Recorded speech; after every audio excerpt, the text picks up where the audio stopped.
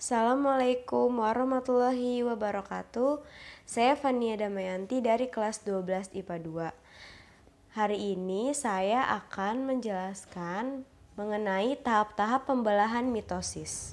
Mitosis adalah peristiwa pembelahan sel yang menghasilkan dua sel anak dengan jumlah kromosom yang sama seperti sel induknya. Pembelahan mitosis hanya terjadi pada sel eukariotik, sedangkan sel prokariotik tidak dapat melakukannya. Karena sel prokariotik tidak memiliki nukleus atau inti sel, membran inti sel, dan mitokondria, sedangkan mitosis memerlukan organel-organel tersebut.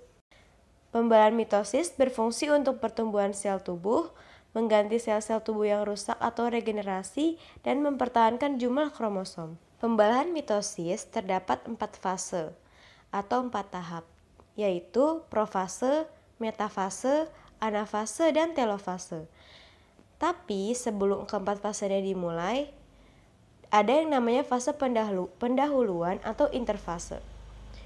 Interfase ini juga sering disebut dengan persiapan pembelahan. Nah, supaya kamu semakin paham, langsung aja yuk kita simak pembahasannya berikut ini. Tahap interfase terbagi menjadi 3, yaitu fase G1 yang disebut dengan fase pertumbuhan dan perkembangan sel. Hal ini ditandai dengan berkembangnya sitoplasma, organel sel, serta sintesis bahan-bahan yang akan digunakan untuk fase berikutnya. Kedua, fase sintesis. Terjadi replikasi atau duplikasi DNA sebagai materi genetik yang akan diturunkan kepada sel anak.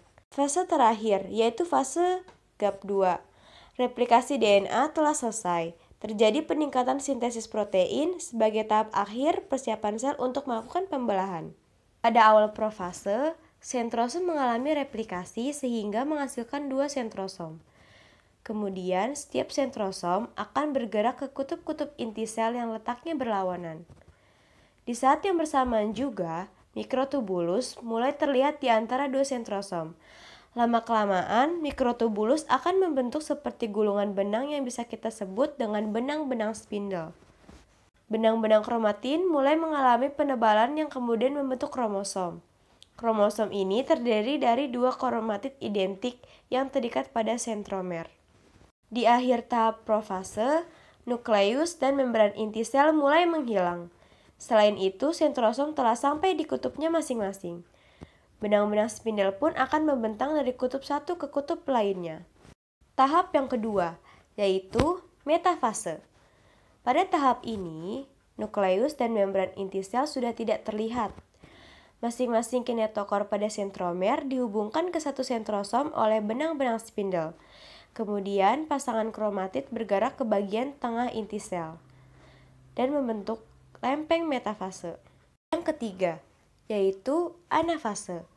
Tahap anafase ditandai dengan pemisahan kromatid dari bagian sentromer yang kemudian membentuk kromosom baru. Masing-masing kromosom ditarik oleh benang-benang spindle menuju kutub yang berlawanan. Jumlah kromosom yang menuju ke kutub yang satu akan sama dengan jumlah kromosom yang menuju ke kutub lainnya. Pada tahap akhir anafase, kromosom hampir sampai ke kutubnya masing-masing. Selain itu, sitokinesis juga mulai terjadi. Sitokinesis merupakan fase pembelahan atau pemisahan sitoplasma, organel, dan membran seluler. Pembelahan ini dimulai dari pinggir sel atau membran sel menuju ke bagian tengah sel sehingga akan menghasilkan 2 sel yang disebut sel anak. Nah, kita sampai pada tahap terakhir yaitu telofase.